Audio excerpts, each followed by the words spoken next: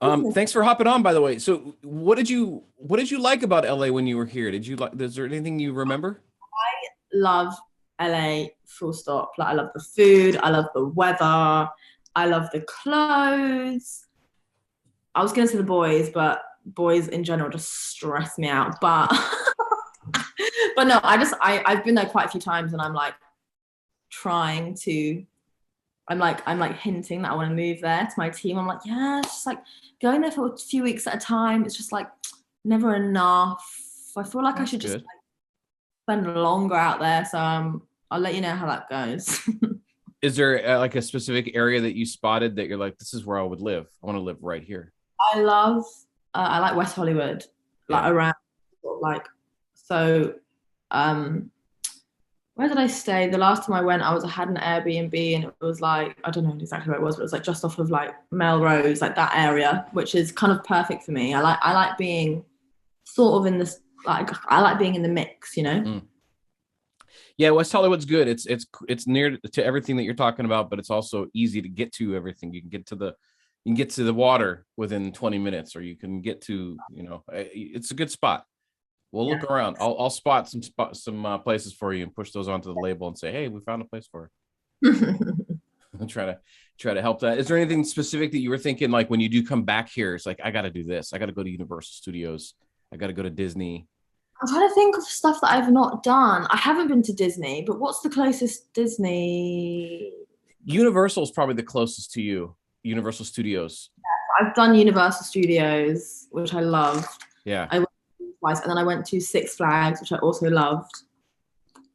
But like, I think it's more just about like restaurant. Like, I feel like even when I'm not even working, like the last time I was just there on holiday, like I went on holiday, and I was there for like just under 2 weeks. Obviously, I had nothing else. I wasn't working, so I was like, okay, I'm going to do everything that I don't have time to do when I come here usually. And I'm still all the restaurants there. I'm like, it's impossible to try all the good ones. So Mm. I'm trying to make my way down all the yummy And restaurants. there's a little bit of everything, and they're all very real. Like it's not too many knockoffs or anything. Yeah, you know LA, Mary, you've been making rounds over here already. You've done The Voice, you did New Year's in New York. I, Wow. I did indeed. It was insane. It's a nice handful of things you've done over here in the States. There's a lot of artists over here in the States that still haven't done those things. So No. yeah. It's interesting though, because a lot of this, of course, off the success of Better Days, but this is not, you're not overnight. This isn't like, hey, this girl came out of nowhere. This Yeah, this I got called an industry plant the other day, and I was like, aha! I wish I've been like working my ass off for 5 years. um, right. which is I kind of I think it's funny though. Like that's I only say that stuff as a compliment because I'm like I must be doing something right, and I must be at a certain level for people to think that.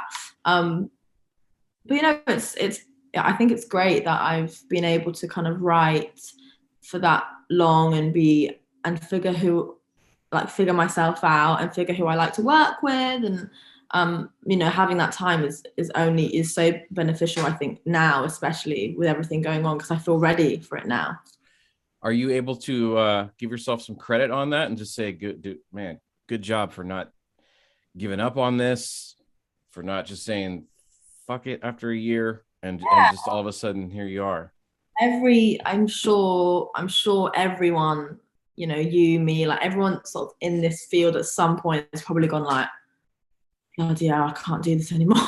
Like Yeah. it's draining, it's too emotionally like taxing. It's like it's an insane way to live because the highs are so high and then the next day it's like you're just down here and you're up and down and but then again, I make music for a living and it's me the best job in the world and I wouldn't have it any different. So I know how lucky I am, but there have been moments where I'm like, God, what am I lost kind of, there were, a few times I kind of lost sight of why I was doing it. So this is why it's so nice that Better Days is doing so well. Cause I'm like, this is why, because I can meet all these Yeah. amazing people and have people here and see how happy it makes, Yeah, it's so all relative, isn't it? I mean, it's cool that you say that, I'm aware that I'm living this fantastic career, but I mean, it's, you're allowed to have your struggles are real.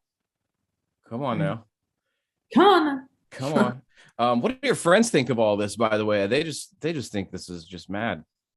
They're so proud. They're so sweet. Like, because they've obviously been on this journey with me, and I think a lot of them are just like, yeah, about time. Like, this should have, this is what you deserve. Like, bitch, come on. Yeah. So, um, Cuss away. Go for it. right. So that's really nice. And one of my best friends is actually my makeup artist. So she's obviously been like really closely involved in everything. So we do have moments where they're like, oh my God, like this is really happening. Especially like when I did The Voice, they were like, oh my God, this is like this is real. Like this is not a joke anymore. I was like, girls, I'm about to fly you out. That's put them all on your payroll. It's like that show Entourage. Bring them all with you. That's my plan. No, that they're all doing their own amazing things, but they're very supportive, and we get kind of like really excited together, and it's nice. It's a nice. I've got a very very good support network. Do you get to see them often though? Because I know like mid-20s is that age where they start to, people start to. I'm like you. I'm kind of went off in my own direction where a lot of my friends are, got married or got into these long relationships, maybe even had kids and stuff. Is there a certain part of that you're seeing from a distance and going, I feel like you're missing out on certain things? No, not really. I guess we're all quite good at realizing that we all have our own lives, and none of us are getting married or having babies yet, and we're kind of far away from it, I think. But when I'm in London, like I felt like I hadn't seen them in ages, and I really missed them. So I've got a short time in London before I go away again. So I'm just trying to like see them as much as I can, because it's important to have your friends around. But yeah, we try and see each other as much as possible. But we get it that that's your text message just went off. That was one of them saying, "Hey, where are you? You're late to dinner." It's interesting, the story, and I know a lot of people already probably have got a lot of your background and stuff, but the whole thing is, it's not overnight. This is something you've been working on for quite a while. You had a kind of an epiphany moment while you were working, and just said, I got to just go for this. I got to try it. I got to just throw my music out there, Instagram, SoundCloud, and just see what happens. And all of a sudden you get a DM on Instagram, which I got to ask, did you get a DM on Instagram from a person that claims that they wanted to be your manager? Because that sounds really sketchy. Yes, I did. I didn't really know. They didn't really say like manager at first. They'd kind of just said like, I'd love to meet you. And obviously like I stalked their page. I was like, is this person going to murder me? Like, let me make sure that they're not. And they seemed like they weren't going to. And so I met them, and it kind of just snowballed from there really. And I started just writing a lot and going into different sessions here and there. And but it was good because it wasn't like this big crazy, it wasn't like a huge management company that were like, okay, we want to do this, we want to do this. It was just like two normal people figuring it out. That gave me, room to write and not have that pressure. That's really amazing, because you think about putting all this music out there, and at that point you're just trying to get it on every possible medium to be seen by people, to be discovered, to get that awareness. And it's such a hustle, and it's just to see it pay off. It's just, you got to hustle hard. And I remember I went into one, so this is before I was signed or had publishing or anything, and I went into one like distributing company, and I was like so excited, and it was all going ahead, and in the last minute they were like, actually no, we're not releasing any of your music. And that was my first like kind of rejection that I felt, and it was so sudden, and so it hurt so much. I was like, they just vetoed it. They were just like suddenly like, they were like, no, we're not going to do it anymore. Wow. And I was like, okay, so how am I going to release my music? Like, I'm not signed, I'm not this, I'm not that. But it's just another thing to say. Yeah. Try. If you don't succeed, was it at first? Something I don't remember. I don't remember that saying that was beat into our head as kids. Try again. Oh, shut up. Because that's heavy though, because this is your material and this is you. And when you feel that rejection, that's about you. And that's, how do you just say, wow, that's a lot to take, I'm going to keep pushing anyway? Was that something in you, or was there people around you saying, no, dude? I think I just had it.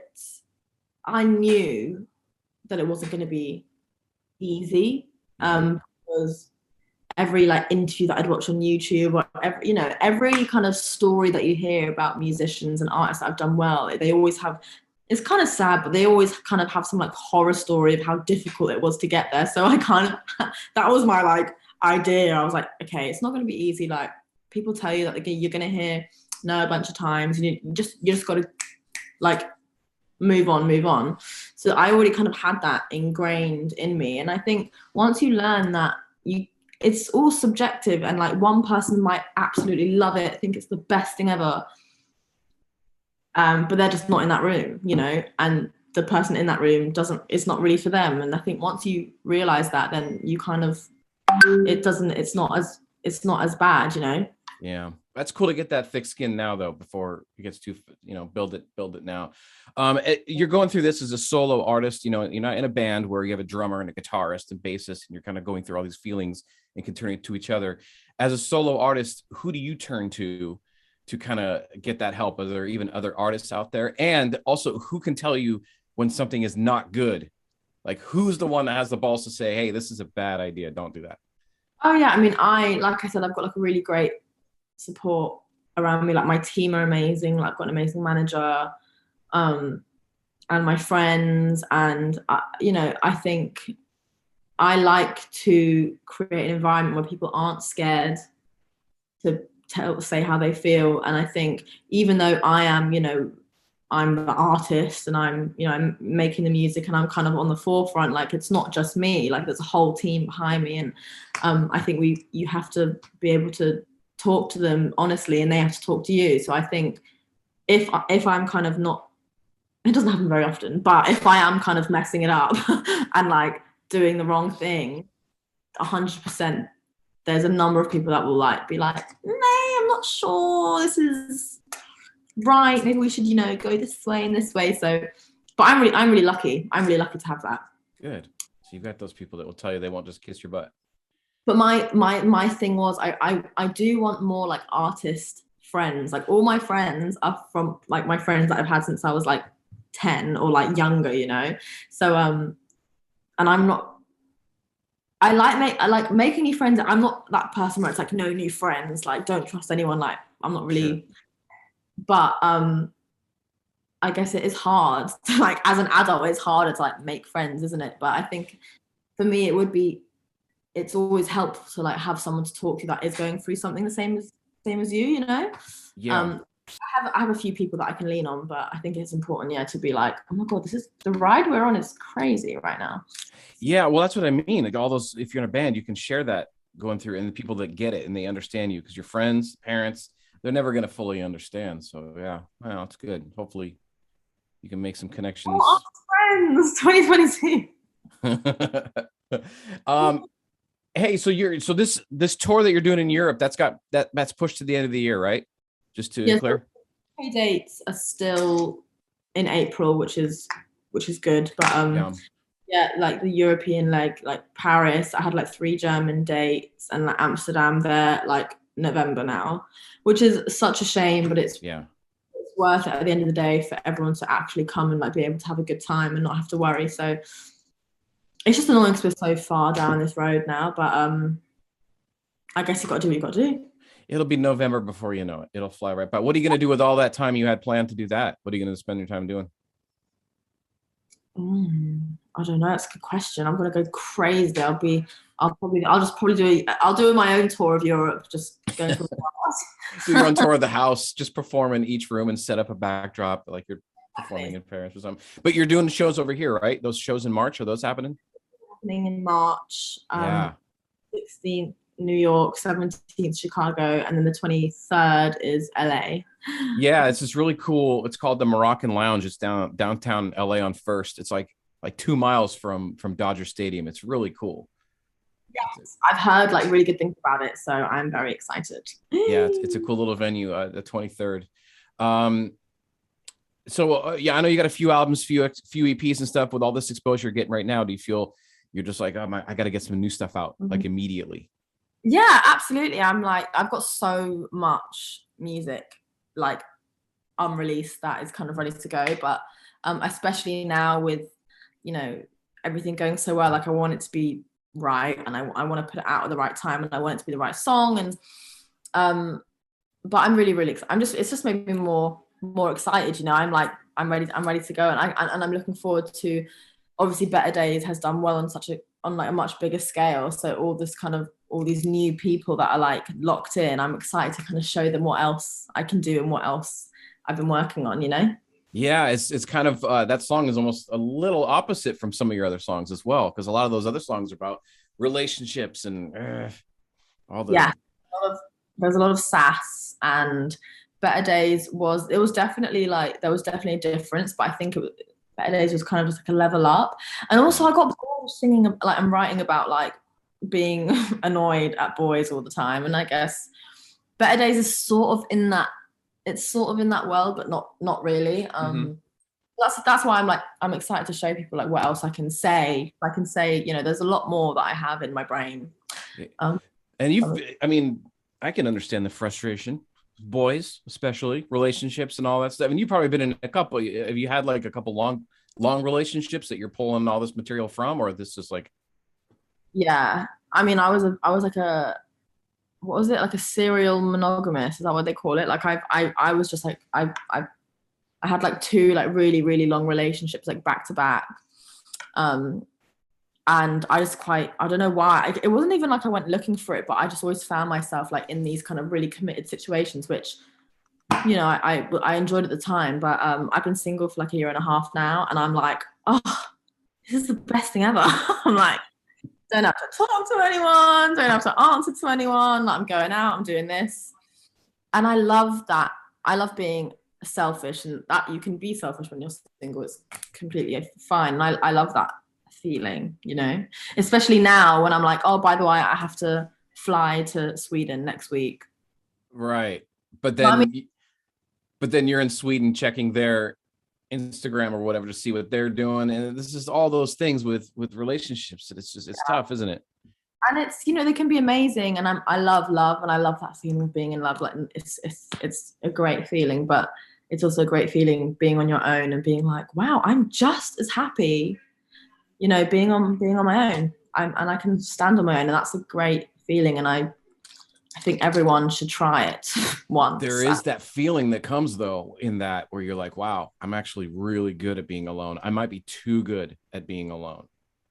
Can you let somebody back in? And yeah, I do. I mean, a year and a half in the grand scheme of things is not actually that long, but I do feel like now I'm like, God, it's for someone to like come along and for me to like compromise that like freedom of being on your own. I'm like, wow, you're gonna have to like really hit it out the park. So we'll see. Right. No one has stuff yet. Boy, yeah, it's interesting realization. And one last thing about that too. I mean, you're at the point. I mean, some of the lyrical content in those songs, they kind of, you know, reflect where you are in that moment. Moving forward, can you still sing those songs about those moments and not feel weird? Oh yeah, absolutely. Because if it's, especially when you're on stage, you know, it kind of those emotions come back, but not in like a bad way, or not in a way where like, oh, now I feel that way about that person again. But it's just the energy, and like when you sing those songs, you just get that certain energy when you wrote it. And I don't think that ever goes away. Like if you wrote a song where you're really angry, if you sing that song again, like you're gonna feel that energy, and it's gonna feel kind of great to get it out, and you're just releasing it. And you're probably releasing something like, I probably would, you know, everyone holds in like stress in that way. So if I'm singing a song that I wrote while I was angry about something else, I'm still releasing it, and I'm probably releasing like a different kind of anger. Does that make sense? Yeah, it's going to be conflicting if you get into a happy relationship, though, isn't it? Because you're gonna be like, I'm not that mad anymore. I did. I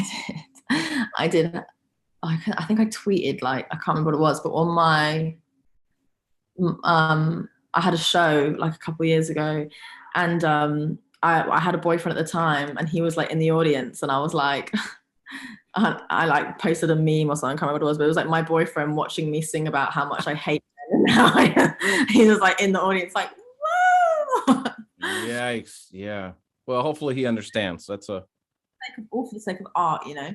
Right, exactly. So yeah, interesting. All right, let's talk about Better Days real quick, and then let you go. It's such a summer in LA song. It's a driving down PCH, trying desperately to find parking, which is impossible, by the way. So at least I can listen. That's what that song really is. Like the views on YouTube, 11 million views on YouTube. How many of those are you? Oh my, I'm probably like 8.5 million, 10 million. So that's news to me. Yeah, 11 something. I was checking that last night. That's incredible. So the song is about being hopeful. We need better days. All I do is sit around, hope for better days. I mean, this could be meaning so many things in this world right now, especially. Absolutely. Yeah, that's what we kind of wanted. We wanted, everyone deserves to, be excited about the future. And I feel like for a lot of us, that kind of got taken away from us. And I feel like now we're able to kind of see the future maybe a little bit brighter, and better days are coming. That's a fact. That's what one thing we have to remember. Better days, knock on wood, are a fact, are coming, no matter where we are or what, who you are, that you will have a better day in the future. Yeah, that's good. And it works with life and relationships. As I press play on the song on MYfm, what's something that they should listen for real quick? Is there anything like in your voice, production wise, that you love about the song that you're like, hey, listen to that part, I really like that part?